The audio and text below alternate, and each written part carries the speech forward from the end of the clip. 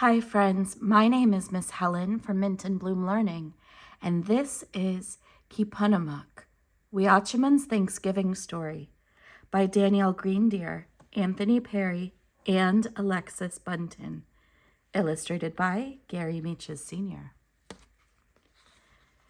Before you begin, this is the tale of the harvest feast shared by the newcomers and the Wampanoag people in 1621.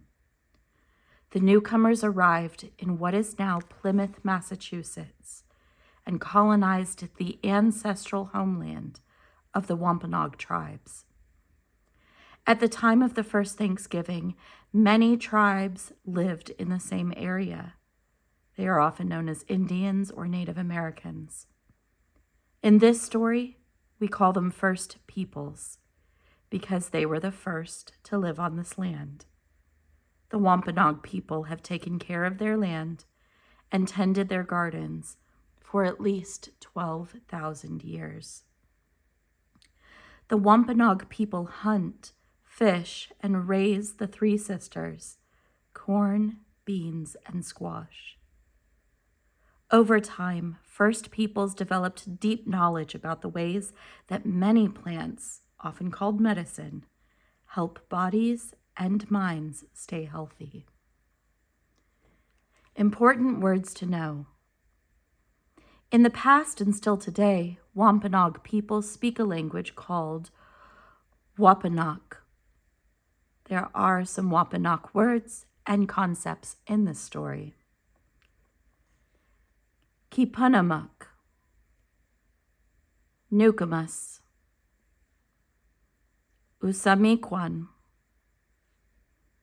Massasoit, Succotash, Tisquantum, Turtle Island, Wampanoag, Weeâchumun, Weeâchumun.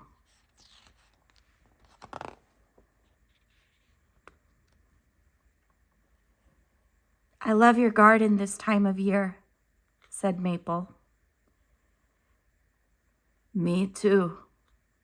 What shall we pick for lunch? Newcomers asked. How about crab apples? Maple suggested. No, choke cherries, Quill shouted. Those are both good medicine, Newcomers said. How about some Weeâchumun as well? Yes, Maple replied. She is such a good big sister to beans and squash. The three sisters that grow together, Quill added. You're right. They feed people all over Turtle Island, Newcomers said. And they have many stories to tell. Can you tell us a story? Quill asked. How about the time Weeâchumun asked our Wampanoag ancestors to help the pilgrims? Newcomers replied. The first Thanksgiving? Maple asked. Some call it that, Newcomers said. We call it Keepunumuk, the time of harvest. Here's what really happened.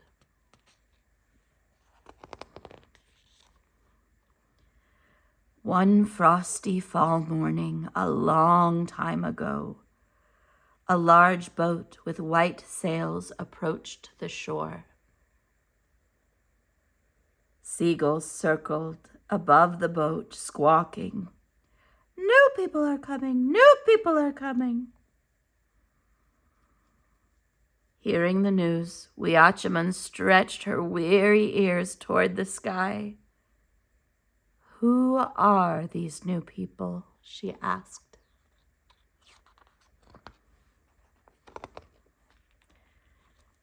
Two winters had passed since many of the first peoples who cared for Weeâchumun passed on to the spirit world.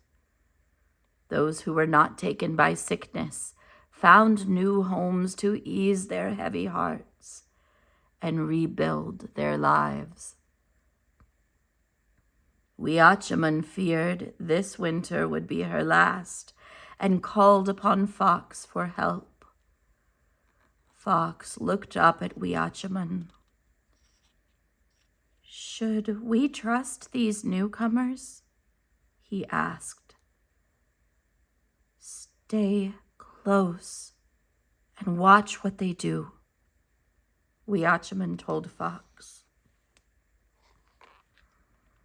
Fall turned to winter.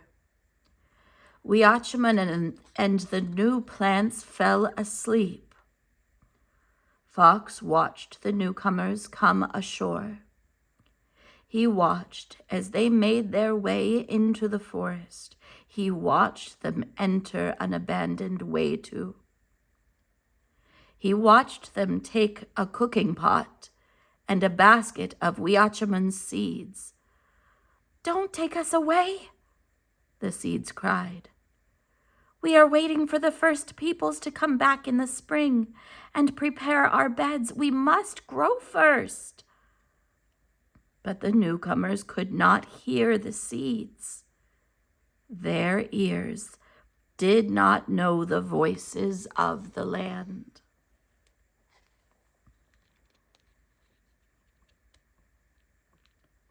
Fox watched the newcomers build homes on top of an empty village. He watched as they searched for food, but they could never find enough to eat. Many of the newcomers lost mothers, fathers, brothers, and sisters during the long, cold winter. The first peoples watched as well. News traveled fast among nearby tribes that newcomers had arrived. Nobody was sure what to make of them. For many years, others had traveled across the sea to hunt, fish, and trade. Some were friendly and some were not. These new people seemed different. They were here to stay. Winter turned into spring. The sun warmed the earth.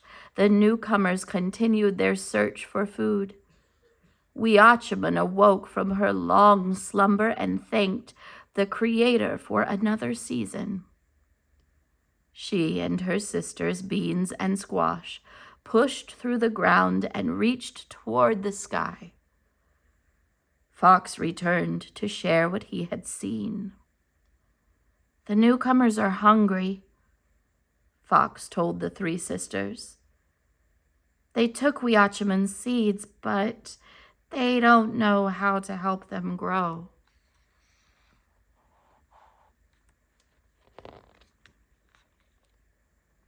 Other animals came to hear what Fox had to say. "We should help," Weeâchumun said. "I agree," Beans said. "Our home is their home now." "I think we should too," said Squash. "People help us grow." "We must help," Deer said. "We agreed to feed the people. In return, they care for the home we share." "I wouldn't," said Fox. "The newcomers don't know our world." "Sometimes new people can seem scary," Rabbit said. "The Creator tells us to help all living things. This is how the world works." "Yes," Duck and Turkey agreed. "It's settled," said Weeâchumun. "We will send the first peoples to help the newcomers." Over the next few nights, Weeâchumun sent dreams to the first peoples with a message. "Bring me and my sisters to the newcomers. They are hungry and need help." The first peoples listened.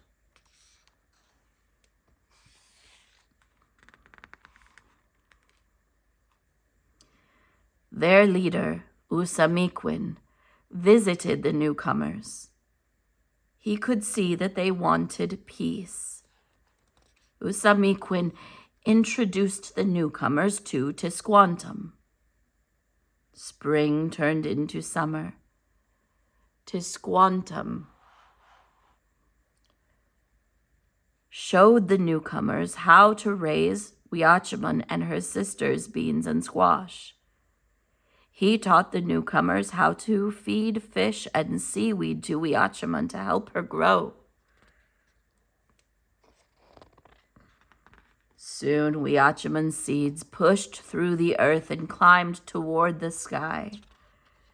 Beans wrapped around Weeâchumun's strong stalks.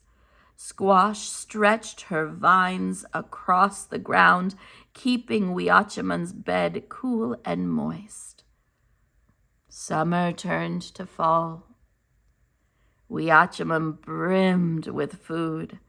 So did beans and squash. Weeâchumun smiled as the newcomers thanked Tisquantum and the first peoples for their help. Keepunumuk, the time of harvest had come. The newcomers prepared a feast to celebrate the first year in their new home. They fired muskets in celebration. Boom, boom, boom. Weeâchumun, warriors, and other first peoples arrived. They feasted for 3 days. That meal changed both our lives and theirs forever. Many Americans call it a day of Thanksgiving. Many of our people call it a day of mourning.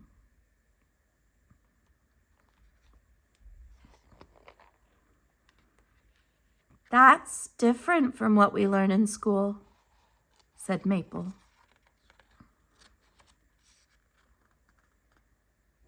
It was Weeâchumun and the other beings of the land, sea, and sky who made the newcomers' first harvest possible? That's right, Newcomers said. This is why we pray before we eat. Well, what did the newcomers and our ancestors eat, Newcomers? Quill asked. Many things. Succotash, duck, turkey, rabbit, deer, lobster, fish, pumpkins, cranberries, boiled bread, and nasump, Newcomers said. All this talk about food is making me hungry, Maple said. Let's go make us some lunch then. Newcomers laughed. And we'll enjoy every bite, said Quill. That's the end of our story. And here in the back of the book, if you check this book, Keepunumuk, out from the library or buy this book to read every year, you can see some more information in the back about the Wampanoag tribes, a map, the Wampanoag storytelling tradition, harvest feasts, and you can even try a Wampanoag tradition of giving thanks. There's even a recipe in the back for nasump, and you can meet the real Maple and Quill. That's the end of Keepunumuk, the story of the first Thanksgiving.